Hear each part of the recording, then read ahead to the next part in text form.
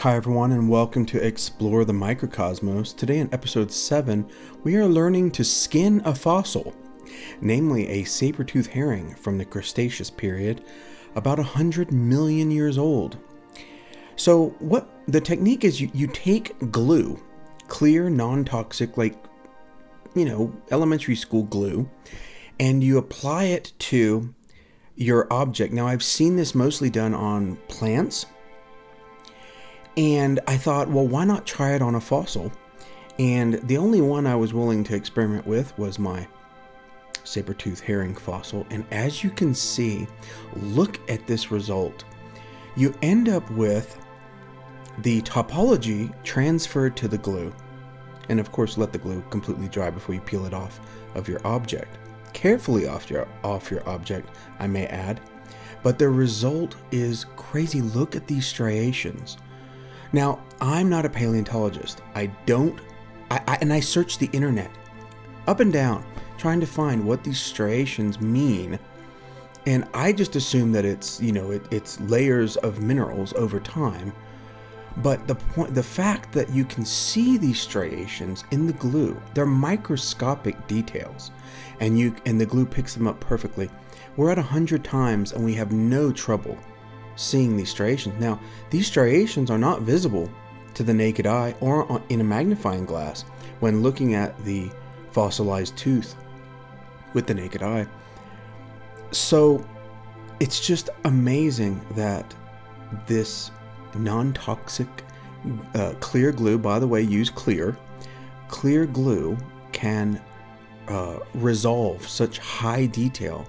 Look at this. This is amazing. And I looked at, see, the tooth is solid, so you can't look at it under a bright field microscope. You could, and I did. I used reflected light techniques, and I was able to see, a little bit. Look kind of like, it looked okay. Nothing like this. You could see no striations. And look under the dark field, how the striations become white, or they become light colored. They're inverted. And it just really, pick your pick your style of striation, right? Do you prefer the black lines or the white? I like both of them. I don't know, so I just included both of them in this. But look at all the sentiment. Now here we're at 40 times magnification. And I can't even decide which magnification I like more.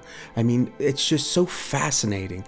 We are looking at details from 100 million year old fossil using a glue skin to extract the topology. Guys, this is so much fun. Yeah, I'm a nerd, but this is so much fun. You can't see this stuff. I couldn't see it. Well, of course, under the microscope, I couldn't see it because the specimen is far too large and thick, and you can't see it. Maybe with the stereo microscope, you could have seen more, but I don't think you'd get this result. I'm just blown away. I'm blown away. Look at this.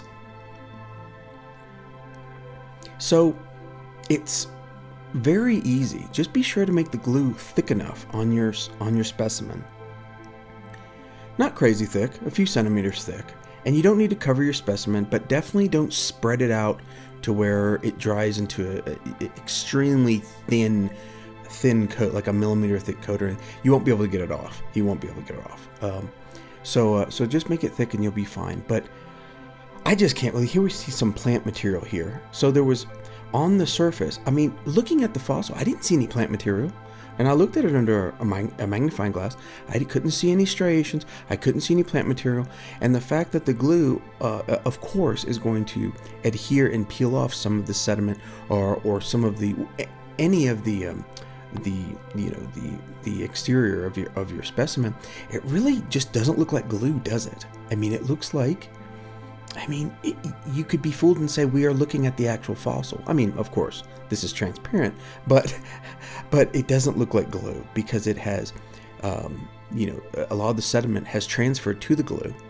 So we get that. Now, of course, we have all these bubbles. I could have taken the time and got the bubbles out, but guys, it was so hard to even get this this much flatness. Like, you see all the blurry areas. That's because, of course, the sample is not perfectly flat, and it was just impossible. So I just, you see these bubbles, but aren't they beautiful? Look at the striations through the bubbles. I mean, it's so fascinating. Here we have some sediment, here some mineralization. Now this specimen came from Morocco. I forget the region, so I'm not sure what the soil is in that region, what the mineral composition is, but it sure is beautiful, isn't it?